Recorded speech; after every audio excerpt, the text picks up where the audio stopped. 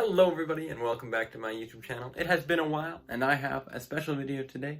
We are going to be looking at the largest painting I have ever done. I'll take you through the prep work and then show you the process and then of course the final product. It's going to be a little shorter than normal, but I'm excited to show it to you. So let's hop to it. So the first step is gathering reference. So I knew I wanted to do a fantasy landscape of some type, but as I started looking at fantasy artwork, the ones that popped out to me were the waterfalls. I really like this one. I came across this piece, which really inspired me. I love the statue and how it looks in the waterfall there. So I wanted to go kind of with a lighting scheme of that one with the statue in there. And really like the brush strokes, like the really blocky brush strokes in this one. So I wanted to combine all those. With that in mind, it was time to do some planning. So I sketched out waterfall with a bridge. I needed some characters in this scene, so they were going to be walking on the bridge. You can see them silhouetted there. And then I was designing the statue that would go in the center. I really like the drapery in the cloth of old Greek statues. So that's what I was going for. And here is the rough painting. I kind of threw it in there. There's the characters. I ended up placing them differently in the final product, and I made it altogether more blue in the final painting. But this is what it looked like.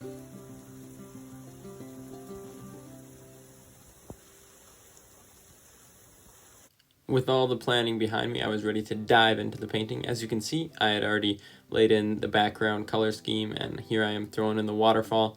It's a little tip I learned from Bob Ross, the man himself, that you kind of put in your lighting initially and then just layer on top and it shines through. I was working mainly in blues and greens for this piece because I wanted it to have a nature, like rich feel, and then I only wanted to throw in a little bit of warm colors in the lighting focal point. So that's what I did. You can see I'm just throwing in color blocks here, adding some more waterfalls streaming over. I wanted to have like a mystical wonder to the scene, like you just stumble upon this ancient monument and it's just amazing. So you can see there, I'm throwing in some pinks on the rocks and then some lighter highlights because I really wanted that to be where the viewer initially looks at this statue character standing in the middle.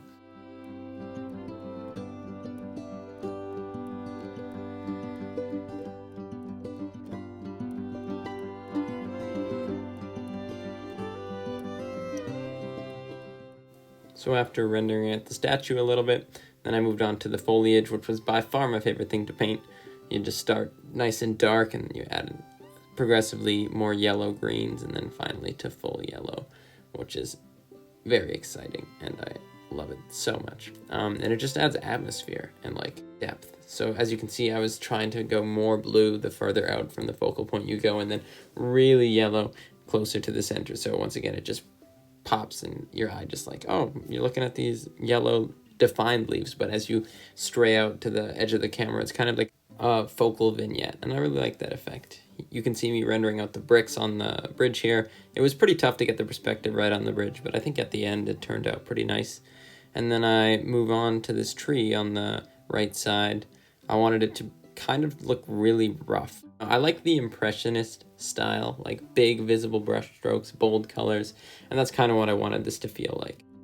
So I actually threw the painting on my iPad to place where I wanted the characters, and I decided they looked best on the bridge, and I also sized up the statue just to see what it would look like when it's bigger, and I think it could have been a little bigger, but ultimately I'm pretty happy with how it turned out. So let's get to me painting the characters.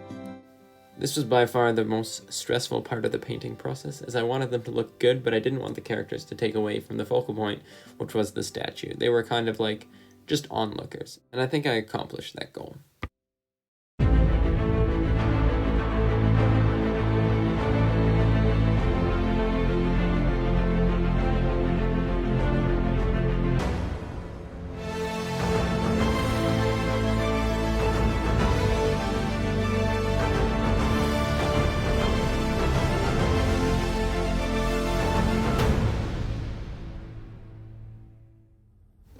Thank you so much for watching. If you're still here, you know what?